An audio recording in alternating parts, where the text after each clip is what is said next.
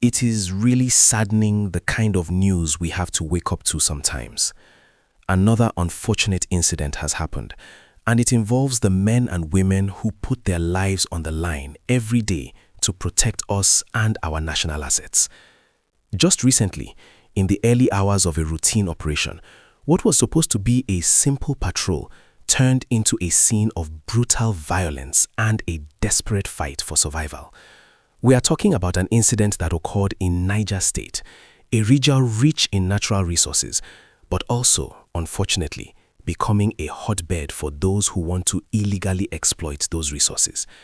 The commandant of the Nigeria Security and Civil Defense Corps, NSCDC, in the state, has just given us an update, and honestly, the details are something else. It was a coordinated attack, a well-planned ambush that showed the level of sophistication these criminal elements are now operating with. Before we go deep into this story, I want to ask you to please hit that like button if you believe our security agents deserve our support. Also, if you haven't already, subscribe to this channel to stay updated with stories that matter. Your subscription helps us continue to tell these important stories. Now, let's get into the gist. Imagine a quiet, perhaps dusty road leading to a mining community. The air is probably filled with the usual sounds of the bush, birds, insects, the rustle of leaves. Then a patrol vehicle from the NSCDC, a Hilux truck, rolls through, carrying men who are simply there to do their job. They were employed specifically to safeguard a licensed mining site. This is a legitimate operation, a place where the government is meant to get revenue. You see, the commandant made it clear that this site is licensed, so the presence of security wasn't harassment, it was protection. Protection against what he called economic saboteurs. He put it plainly, the state needs revenue. Nigeria as a whole needs revenue. Where are we supposed to be getting revenue from? If anybody is trying to block it, we will not allow that to happen. But on this particular day, the patrol met more than just illegal miners. While giving the update, the commandant spoke about Police Constable Emanuel Samson. Now, picture this constable. He's a young man, probably with dreams and a family waiting for him at home. He was part of the joint team on patrol. As they moved through the area, they were ambushed. This wasn't just a random mugging, it was a violent confrontation. The suspects, armed with dangerous weapons, including machetes, descended on the team. In the chaos of the attack, Constable Samson was struck down with a machete. It's a brutal image, isn't it? The savagery of using such a weapon against a uniformed officer. The attackers, in their frenzy, didn't stop there. They made away with his rifle. Think about that for a second. Not only did they take a life, but they also took a weapon of the state, a tool meant for protection. And to add a final, devastating touch to their assault, they set the NSCDC Hilux patrol vehicle on fire, completely burnt down. The commandant described it as a twist of an event, a coordinated attack. It was clear these weren't just petty thieves, they were organized, violent, and determined. At this point, let's pause and think about the human side. What was going through the minds of the other officers? They are watching their colleague fall, their vehicle is ablaze, and they are under heavy attack from a determined group. At that moment, the priority is survival. This is where the story takes a turn. The joint team on the ground made a tough but very smart call. They tactically withdrew. This is a key point for us to understand. Withdrawing isn't cowardice, it's strategy. If they had engaged in a prolonged, chaotic gunfight right there, the casualty list might have been much longer. They pulled back to regroup, to avoid more deaths. That is the mark of responsible leadership. Now, at this point, they called for reinforcement. And when the reinforcement arrived, the scene changed. They went back to the community, ready to engage. They met initial resistance. These suspects were prepared to fight. There was even another planned attack waiting for them. But the security forces were now in a stronger position. They pushed through. And here's where the story gets really deep. During this intense operation, the security team uncovered something shocking. They found out that the village head was an accomplice. The village head. The very person who is supposed to be the custodian of the community's peace and welfare, the one who should be guiding his people away from crime, was allegedly in bed with the criminals. This changes the whole dynamic. It shows how deeply embedded these illegal operations can be. It's not just outsiders coming in. Sometimes it's the people within, the leaders who should know better, who are aiding and abetting. Think about the trust that was brought in there. The community looks up to their village head for leadership, and he was allegedly harboring criminals. This discovery led to his immediate arrest. This brings me to another question for you to think about. How many times do we see communities suffer because the very people meant to protect them are compromised? Drop your thoughts in the comment section. Let's discuss it. Once the village head was in custody, the operation gained more ground. In total, 34 suspects were arrested. But the details of how they were caught are very telling. According to the commandant, 15 suspects were intercepted right on the road while they were trying to flee the community. Imagine that scene, men running, probably throwing away their weapons or disguising themselves, only to be stopped by security operatives who had set up a cordon. And then, the most significant catch, 19 suspects were arrested at the residence of the village head himself, at his house. These criminals, perhaps thinking they were safe under the protection of the big man of the community, were all rounded up in one place. The village head's home had become a safe haven for criminals.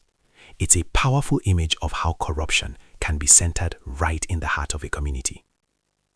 The commandant also confirmed that the mining site in question is fully licensed. This is crucial. It means the security operatives weren't there to harass anyone. They were there on legitimate duty to protect a legal business that is supposed to contribute to the state and national treasury. The commandant's words were strong and clear. I am not here to fold my arms and be looking at those economic saboteurs to perpetrate their evils. He is drawing a line in the sand. He is saying that under his watch, they will not allow anyone to block the legitimate revenue streams of the state and the nation. Now, what is the atmosphere in that community now? Normalcy has been restored, according to the commandant. Reinforced security operatives are on the ground. But you have to wonder about the residents. There is probably a mix of emotions. Fear because of the violence that happened, relief because the criminals have been caught, and the village head, who was likely a source of their problems, is gone. And maybe even shame or shock that their own leader was involved in such a thing. This incident brings to light a much bigger security and social issue we are facing in this country, especially in states like Niger, Zamfara, Kaduna, and others rich in minerals. The line between illegal mining, banditry, and outright terrorism is becoming very thin. Let's look at this clearly. Why are these attacks happening? It's about control. Illegal miners need access to sites. To get that access, they sometimes need to fight off security or negotiate with local strongmen, including village heads. They have the resources to buy weapons, which is why they could carry out such a coordinated attack. They can afford to be violent because the stakes are high. The money from illegal mining funds their operations, buys more guns, and recruits more foot soldiers. It's a vicious cycle. We also need to talk about the human cost. A young constable is dead. His family is mourning. His colleagues are grieving. A vehicle is destroyed. But more than that, trust has been eroded. How many more communities are like this? How many village heads, district heads, or traditional rulers are secretly working with these saboteurs? It makes the job of the security forces incredibly difficult. They are fighting an enemy they can see, and sometimes an enemy they can't see, hiding behind the cloak of traditional authority.